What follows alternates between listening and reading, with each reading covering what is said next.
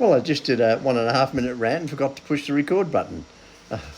He's a dopey old bastard, as somebody said in one of the comments. Time he gave it up. And this is what happens when you give old people access to the internet. Still one of my all-time favourite quotes, by the way, from that was taken a couple of years ago. And I see Nadine Dorries has gone across to the Reform Party. Well, that'll be a big boost for them. I don't know what to say about Nadine. You've got to give her a due. She's a bloody trier and a bit of a goer, I understand. You know, she'll try anything once. The Reform Party conference is this weekend, and it'll be quite interesting to see what comes out of that. I don't know if anything will. And is Nigel coming back from America to as he is the chairman? I assume he'll be back in his private jet, I assume. But he certainly jets around the place, doesn't he? I still think he should have been in Parliament for Prime Minister's questions on Wednesday after the summer break, because there were so many open goals. And unfortunately, Kemi missed most of them, unfortunately, because the Labor Party is... I mean, there are so many things you could do to spear them up and put them on nail them down, but nobody's fucking doing it. And Ed Davey, the leader of the Lib Dems, you never hear from him. And the new Green Party, the chairman and the co-chairman, or the deputy chairman, Allah Akbar, who's walking around saying that, by the way. So he's a strict Muslim. That's always a good start, and they'll always get the vote of the majority of people in the UK, because we're still a Christian fucking country, whether you like it or not. And as for this Muslim Defence League walking around parading as though they own the fucking place, you don't, okay, and you never fucking will. We're proud to be British, and we wear our Britishness with pride. I haven't got my flag here at the moment because it's over in my other little office over there. And we've just had a shower of rain here for about 30 seconds, but boy, it really bucketed down. And the grass already, after all that dry weather, May, June, July and August, and it's really turning green. And my grass has grown like topsy. And anyway, that's another story, my fucking lawn. Because I'm having trouble mowing it at the moment. And my next door neighbour, who was really good initially, was turned out to be a complete waste of fucking time and space. And I let him use my fucking garage for nothing.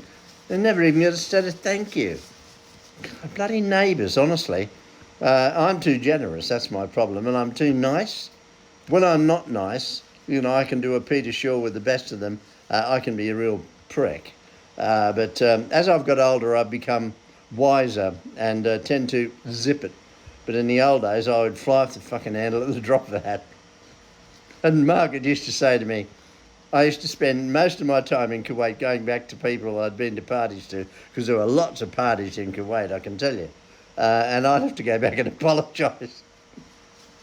I was drinking quite heavily in those days, though. But anyway, that's beside the point, really, isn't it? I see Ukraine and the peace deal there, well, it's gone. I don't know what Donald Trump's thoughts are on Ukraine. Does anybody know what Donald Trump's thoughts are on anything anymore? I mean, he confuses the shit out of me, and he must confuse the people that work for him. I mean, you know, he's really odd. But he's done a good job in Washington, D.C. At least it's safe to walk around.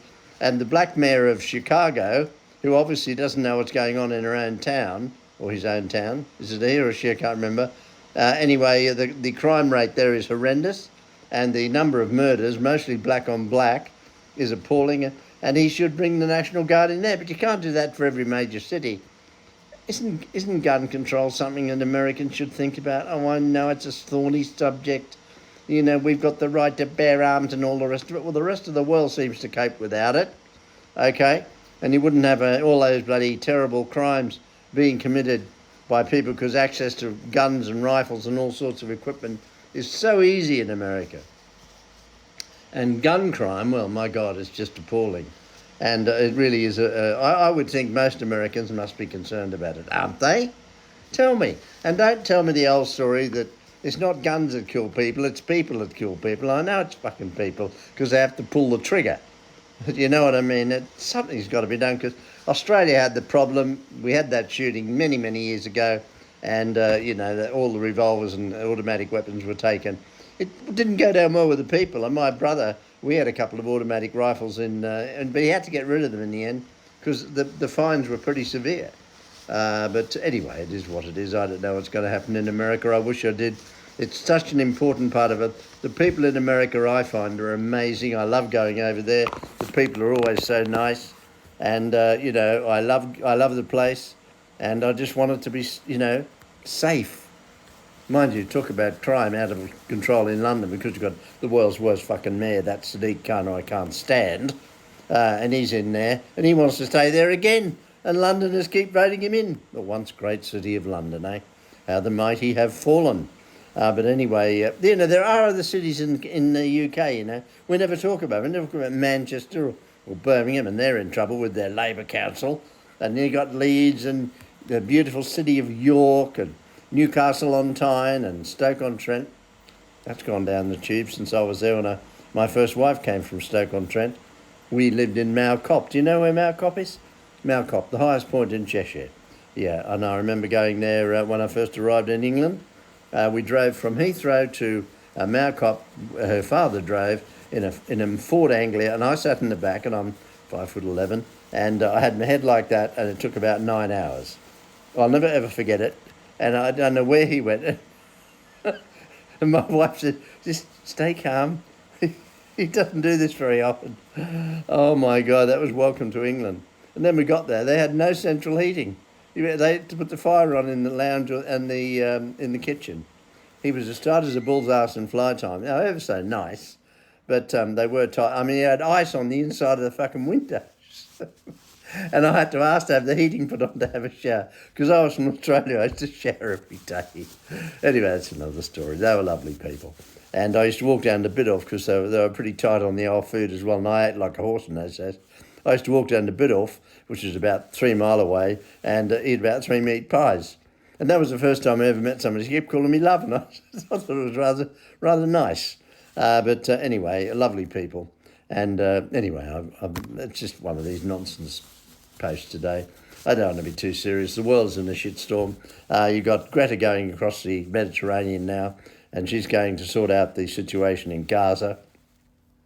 Self-publicist, that girl, and completely delusional. And I'd be, if I was her and on those ships, I'd be looking out very carefully when I'm going across there, because the Israelis aren't going to take this very. And when she gets there, how's she going to offload the little amount of stuff they've got? There's nowhere, it's nowhere available. I never thought about that, but anyway, that's beside the point. And all the leftists will be out there all, congratulating her, and the pro-Palestinians who don't know anything about anything and are just a pain in the arse to everybody. And I saw that wonderful, those songs on YouTube and all over the place, singing about proud to be British and the new British national anthems and that. Have you seen them on YouTube? Go and have a look. Makes you proud. I mean, one of them is really emotional, beautifully done, and all AI, and how clever these people are. Well done. And to Ukraine, Slava Ukraine, you're doing amazingly well. And that situation will be sorted out soon, because Russia basically is broke. Never mind what people say and what you read, they are broke. They need this war to finish sooner rather than later.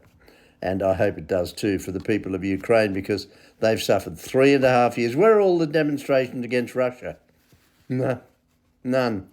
Okay, guys, it's just coming up 12:15, and I'm going to have my brunch today, and it's, I don't know what it is. I'll think of it later. Bye.